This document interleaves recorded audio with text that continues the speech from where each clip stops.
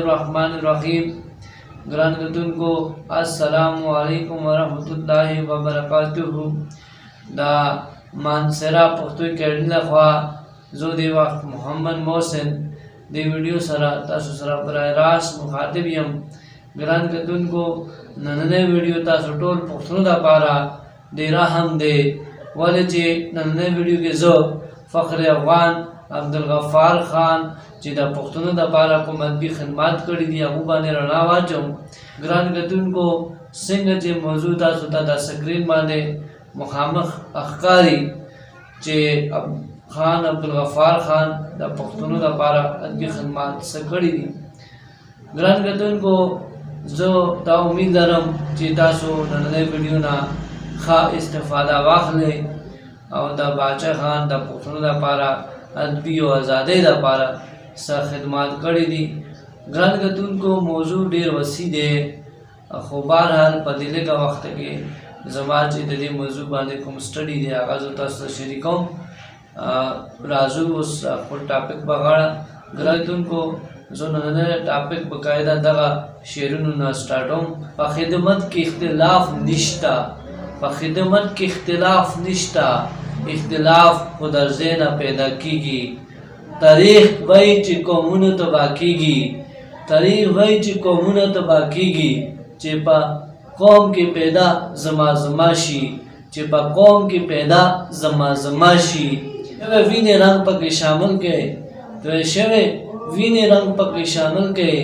د پښتون داستان بلا رنګین پکار دی. ګران کتونکو دا باچا خان خپل اصل نوم عبدالغفار ہو. دا باچا خان 1890 عیسوی کې د چرسدې تحصیل امدزو کې پیدا شوی دی. دا باچا خان پلار نوم برام خان ہو او نیکه نوم یې سیف الله خان ہو. ګران کتونکو باچا خان کله چې خپل قوم کې بې علمۍ او جهالت ته پام شو نو دا اراده یې وکړه چې خپل ژوند د پښتون ولس خدمت لپاره وقف کړم. دغه مقصد حاصلولو لپاره باچا خان حاجي صاحب سره ملګرتیا وکړه او ګردر کې یو دارالعلوم قایم کړه. د مولانا فضل محمود مخفي په شان لوی شخصیت او په دغه کار کې باچا خان سره څنګ په څنګ ولاړو. ګران کتونکو دغسې مولوي عبدالعزیز په ملګرتیا کې باچا خان چرسدې کې یو قومي او اسلامي مدرسه یې قایم کړه او دغسې پښتونخوا ټول کلیو کې مدرسې جوړې کړې او خلکو به یې د دو مدرسو نه زده کړل. یعنې باچا خان کله چې خپل قوم کې بې علمي او جهالت وکتلو نو اراده یې وکړه چې زما کوم ژوند دی هغه پښتون خدمت لپاره، پښتون ولس لپاره، پښتنو لپاره وقف کوم چې د دو کوم چې د دو کې جهالت دی، بې علمي دی، دا ختم شي او دا زده کړي او دوی کې شعور راځي، دوی کې بیداري راځي، دوی کې اندازې جذبه راځي. نو دغه مقصد حاصلولو لپاره د باچا خان سره حاجي صاحب هم ملګری شو او مولانا فضل محمود مخفي په شان لوی شخصیت هم باچا خان سره څنګ په څنګ ولاړو چې د پښتون کوم چې قوم دی، د پښتنو کوم چې بې علمي ده هغه ختم شي او دوی کې شعور راځي، دوی کې ازادي جذبه پیدا کېږي. دغه مقصد حاصلولو لپاره د باچا خان او د دوی ملګرو کوم چې وو هغو مدرسې جوړې کړې ګډر کې او دغسې چرسده کې یو قومي او اسلامي مدرسه یې قایم کړه چې پښتون کوم چې قوم دی هغه زده کړي او هغو کې شعور راشي، هغو کې د ازادۍ جذبه راشي، هغه حالاتو سره مقابله کولو هغو کې صدیت راځي. نو دا کتونکو د انګریزانو نه دا خبره برداشت نه کېده چې باچا خان خپل کلیو کې مدرسې جوړوي او خلکو ته د ازادۍ جذبه او شعور ورکوي.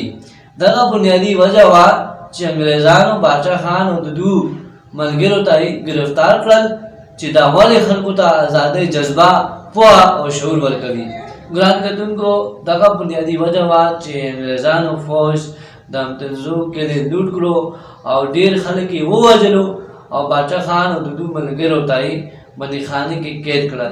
دغه بنیادي وجه وه چې انګریزانو فوج د امتزو کلي لوټ کړو او ډېری خلک یې ووژلو او باچا خان او د دوی ملګرو ته هم بندیخانه کې قید کړه چې دا ولې خلکو ته شعور ورکوي، ازادي جذبه ورکوي او هغو له پوهه ورکوي. یعنې پښتون قوم ته ولې دا باچا خان او د دوی ملګري پوهه ورکوي، شعور ورکوي، علم ورکوي، ازادۍ جذبه ورکوي. نو دغه وجه وه چې هغه انګریزانو فوج متضب کلي هم لوټ کړی دی او ډېرې خلک ووژلې او باچا خان په شان لوی شخصیت او د دوی ملګرو ته بندیخانو کې قید کړل، یعنې جیل کې بند کړل. باچا خان او د دوی ملګري جیل نه بهر ووتو نو انګریزانو په خلاف نور ښه جذبې سره د ازادۍ لپاره خپل کار شروع کړو. ګران کتونکو، باچا خان 1920 کې چرسدی تحصیل امتیازو کې یو آزاد های سکول جوړه کړه. د باچا خان دغه سکول شاخونه نور علاقو کې هم قایم کړل چې خلکو ته شعور، پوهه او ازادۍ جذبه راشي. 1920 کې د باچا خان چرسدی تحصیل امتیازو کې یو آزاد های سکول جوړه کړه او د دې سکول شاخونه نور هم جوړې کړې چې کوم چې چرسدی تحصیل کلو کې فعالیت کړل، قایم کړل دلته. ولې چې دا خلک زده کړي، خلکو کې پوهه راشي، خلکو کې شعور راشي او هغو کې ازادۍ جذبه راشي. دغه بنیادي مقصد صحیح ده. ګران کتونکو، دې سره سره باچا خان پښتو صحافت لپاره ډېر کار کړی دی. 1928 عیسوي کې دا پښتون په نوم یو رساله جاری کړه او دغه رساله پښتو رومي رساله وه کوم چې پښتو سوچه ژبه کې تخلیقېده. یعنې د دې سره سره د سکولونو او ادارې قایم کړل سره سره باچا خان کوم چې دی هغه پښتو صحافت باندې هم ډېر کار کړی دی، ډېر ترغیب ورکړی دی پښتو صحافت ته. اول ځل دا پښتو رساله اجرا وکړه. دوی به دا سوچه رساله باندې نه مخکې صحافت شوی دی پښتو ژبه کې، لیکن موږ سره د معیاري نه دی. لیکن دا موږ سره داسې سوچه رساله ده کوم چې سوچه ژبه کې تخلیقېده او دا 1928 کې باچا خان جاری کړی. دغه رسالې بنیادي مقصد دا و چې پښتنو کې لیک په ذریعه قومي او سیاسي شعور پیدا شي او دا سوچه پښتو ژبې کې تخلیقېده او دې ته موږ رومي رساله یعنې رومي پښتو رساله ویل شو په صحافتي میدان کې. صحیح ده. دې نه مخکې د پښتو ادب کې صحافت شوی دی لیکن هغه معیاري نه دی. دې ته موږ معیاري ویل شو ولې چې دا یو سوچه پښتو ژبه کې تخلیقېده. صحیح ده. دغه وجې نه موږ دې ته پښتو رومي رساله وایو، پښتون رسالې ته. صحیح ده. د باچا خان د انګریزانو نه ازادي حاصلولو لپاره 1939 عیسوي کې د خدای خدمتګار تحریک په نوم یو ډله جوړه کړه چې دې کې باشعور او ترقي پسند ادیب شاعر شامل و او د دې تنظیم ته موږ اوس عوامي نیشنل پارټي ویلی شو. د دې تنظیم جوړولو بنیادي مقصد دا و، یعنې خدای خدمتګار کوم چې ډله وه د دې بنیادي مقصد دا وی چې خلکو بنیادي حقوق هغو له ملاو شي، یعنې خلکو حق خلکو ته ملاو شي. صحیح ده. ګران کتونکو، دغه تنظیم ډېر زیات مقبولیت ترلاسه کړه او ټول هندوستان سیاسي پارټیانو سره د دې تنظیم هم ازادۍ لپاره خپل کوششونه شروع کړل. یعنې د خدای خدمتګار کوم چې تحریک و د دې خپل وخت کې ډېر زیات مقبولیت ترلاسه کړه، شهرت موندلی و هغه وخت کې. او هندوستان کې څومره چې نور سیاسي پارټیانو سیاسي هغو سره د دې پارټي هم د دې خدای خدمتګار پارټي هم د انګریزانو په خلاف خپل کوششونه شروع کړل چې موږ له ازادۍ ملاو شي انګریزانو نه. صحیح ده. خدای خدمتګار تنظیم او هندوستان نور سیاسي پارټیانو هلو ځلو په وجه انګریز حکومت هندوستان نه لاړ، مجبوره شو او دلته نه لاړ او وروسته بیا 1947 کې پاکستان وجود کې راغی، یعنې پاکستان جوړ شو. یعنې دا کوم چې خدای خدمتګار تنظیم باچا خان جوړ کړی و، دا کوم چې ډله وه د دې هلو ځلو او هندوستان کوم چې نور سیاسي پارټیانو هغو هلو ځلو کوششونو په وجه انګریز حکومت مجبوره شو او زموږ سیمې نه لاړ، نو پښتونخوا نه لاړ، ټول هندوستان نه لاړ او دلته بیا 1947 عیسوي کې موږ پاکستان وجود کې راغی، پاکستان جوړ شو. صحیح ده. ګران کتونکو، د باچا خان ازادۍ لپاره کوم چې کوششونه دي، کوم چې خواري ده، هغه چا نه کم نه دی. باچا خان آخرکار 20 جنوری 1988 کې دغه دنیا نه رخصت شو.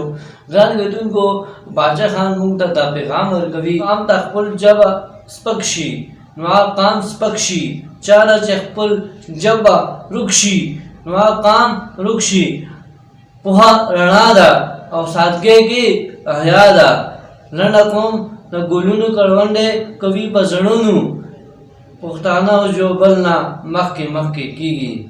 ګران کتونکو دا ټول خبرې دا باچا خان کوم چې ادبي خدمات او ازادۍ لپاره هلې ځلې وه هغو باندې مختصر ما خبرې کړي دي او امید لرم چې تاسو نننۍ ویډیو نه ښه استفاده واخلئ او دغه الفاظو نه تاسو ما ته اجازت ورکړئ.